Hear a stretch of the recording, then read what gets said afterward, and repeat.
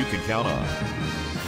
Good evening, everyone. I'm Landon Miller. Ariana Bennett is on assignment tonight, and thank you for joining us. Jacobs Entertainment has already changed the West 4th Street corridor with the demolition of a few motels, but now they're getting rid of a couple of more areas right here. This is between West 4th Street, West 3rd Street on Ralston Avenue. We're talking about two homes in particular, but they are not knocking them down. Brandon Foose joins us live in the newsroom to tell us a little bit more about what Jacobs Entertainment plans on doing with these two properties. Brandon?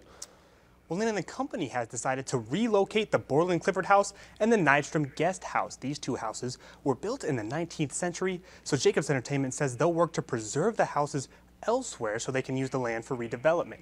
There's basically no information about the move out right now, which has some worry that the houses won't be handled with proper care. These two houses have a rich history in the biggest little city. The white one is the Borland Clifford House, built in 1885. The beige house is the Nydstrom Guest House, built in 1875. The Nydstrom Guest House is known for housing couples seeking a divorce. Couples would be allowed to divorce in Reno courts if they had 3 months of residency in the city.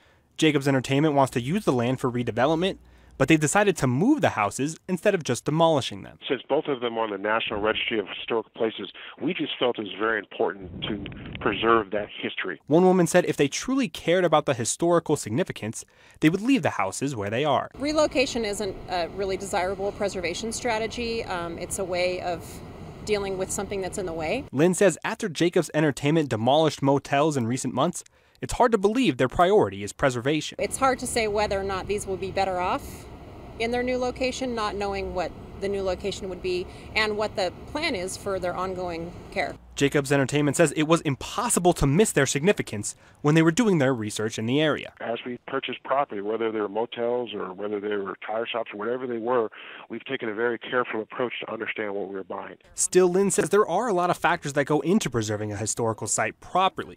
The biggest factor? Probably location. Moving it too far away will result in a loss of context. What makes this particular property so significant is its proximity to downtown. Right now, it's likely the properties will be moved somewhere in South Reno, but inside the McCarran Loop. While location is crucial, Lynn says maintaining the property and engaging the public on its significance are just as important. Lynn says she's seen too many historical sites moved only to be demolished later on. Reno is a city, unlike Las Vegas, that has its roots in the 19th century, and we have very little left of that history.